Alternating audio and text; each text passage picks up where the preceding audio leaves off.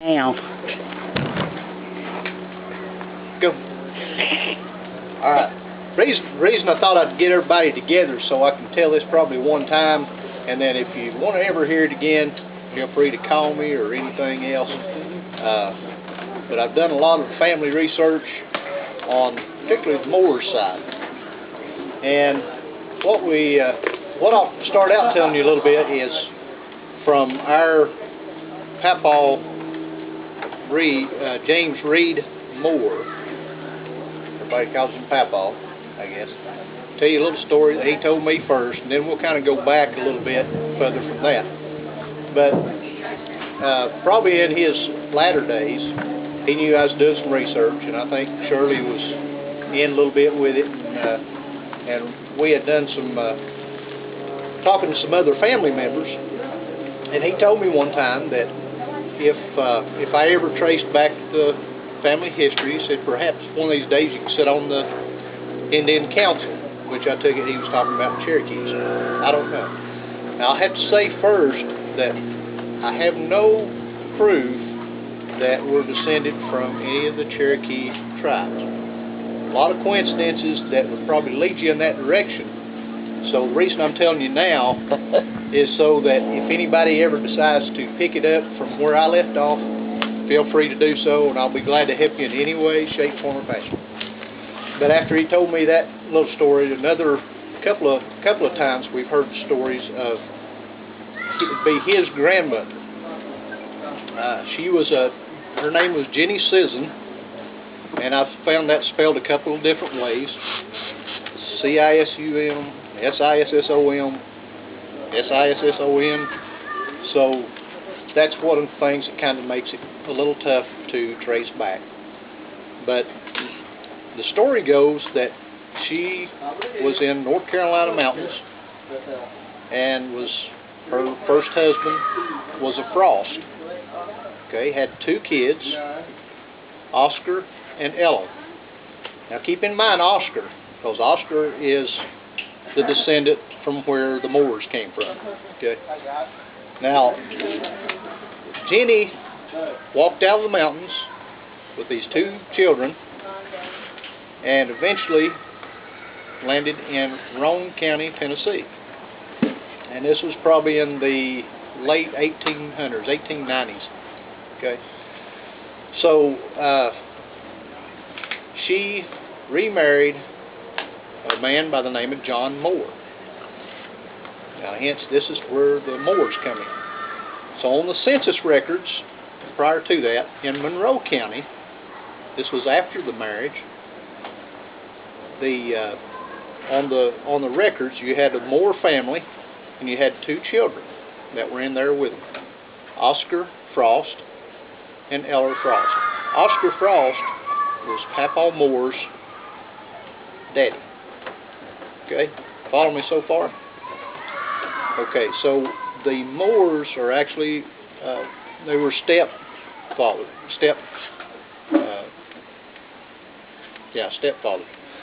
So eventually the name was changed for Oscar to Oscar Moore, Ella Moore, and they both remarried Oscar married the Nettie Hicks, still up in Monroe County.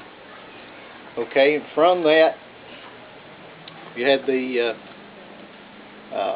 Axleys, or some of the kinfolk there, the Hicks, Clemens, and then through our lineage you got the Moores and the Culpeppers. So in my research, when I started looking back through this story about Jenny Sisson leaving out of the mountains out of North Carolina and bringing 2 children with her, I thought, well, you know, there's got to be some proof of that somewhere along the line for the reason that Papaw Moore, James Reed Moore, told me that story and made the statement about sitting on the Indian Council. Well, through that, I wrote to the Social Security records and got Oscar Moore's. He had to submit his death certificate. We got his Social Security record. And on that, is his birthplace. And his birthplace is in Snowbird in Graham County, North Carolina. Now, Snowbird is a part of the reservation area on the Qualla boundary. So, hence, that's kind of where we get tied in with the possibility of being, part in the Cherokees.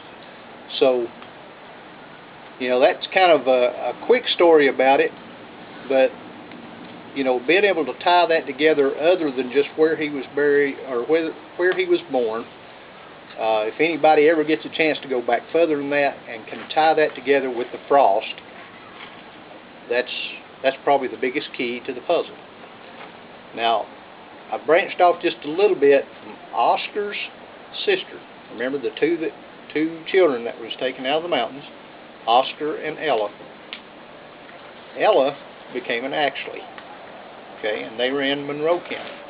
Through her death certificate, she had her father listed as Frost. No first name, just Frost. So that's the story about how that's tied in. Now, this goes back to another little story that Granny Moore, Martha, told me a little bit later on, that when she and Papa Moore got married, they went down to Georgia, got married, came back, and she said that Papa James kind of said to her that, well, you think you married a Moore, but you actually married a Frost. So, that kind of, he knew the story back behind there, all that, but probably in his later years, he never talked about it too much. So, that's as much as we know, from a family history point of view. Now, there's probably more details and dates and all that type of stuff I've got at the house. So, if anybody ever picks it up and wants to get interested in it, and I'll try to forward some of this stuff to you and your families, so that if you're ever out in the eastern band of Cherokee or the western band of Cherokee, you might look up, come across some of this somewhere along the line. Now, the funny part about it, I'm at 15 minutes yet. Funny part about it, when I start tracing back the Sissons and the Frost, the families, there's two sections of families that settled. They went from anywhere from Monroe County, Polk County, and they always kind of followed together. They'll never have really tied them together except maybe in one court appearance between a Harrison Sisson and one of the Frost. I think it was John Frost. So John Frost was the patriarch of the Frost family that I have a lot of information on, that I suspect that probably ties in somewhere there along the way. But it's been a long time researching, but if you ever get a chance and you want to dive into that, feel free to. I have one more thing probably to pass along, I guess, to you, is that some of the other family members I talked to, Willie Davis in particular, she could remember one of the little songs that Oscar had sang to them, and she thought it was probably had either a Cherokee basis or some sort of